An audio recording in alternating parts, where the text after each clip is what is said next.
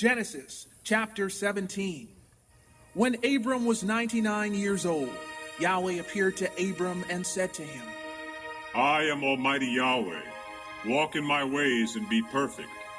And I will make my covenant between me and you, and will multiply you exceedingly. Then Abram fell on his face, and Yahweh talked with him, saying, As for me, behold, my covenant is with you, and you shall be the father of many nations. No longer shall your name be called Abram, but your name shall be Abraham. For I have made you a father of many nations. I will make you exceedingly fruitful, and I will make nations of you, and kings shall come from you.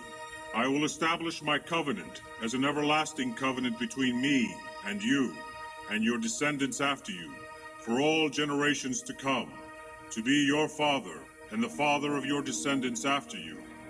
Also I give to you and your descendants after you the land in which you are a stranger, all the land of Canaan, as an everlasting possession, and I will be their father.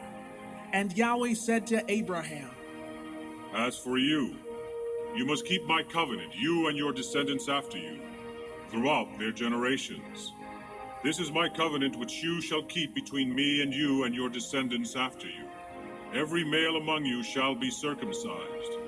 You are to undergo circumcision in the flesh of your foreskins, and it shall be a sign of the covenant between me and you.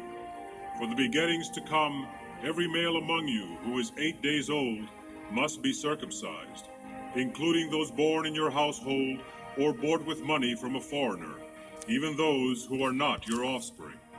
Whether born in your household or bought with your money, they must be circumcised. My covenant in your flesh is to be an everlasting covenant. Any uncircumcised male who has not been circumcised in the flesh will be cut off from his people. He has broken my covenant.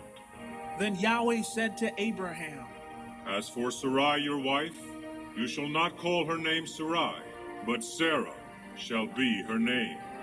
And I will bless her, and will surely give you a son by her. Then I will bless her, and she shall be the mother of nations. Kings of peoples shall come from her. Then Abraham fell face down. He laughed and said in his mind, Shall a son be born to a man who is 100 years old? And shall Sarah, who is 90 years old, bear a son? And Abraham said to Yahweh, If only Yahweh would see and accept Ishmael.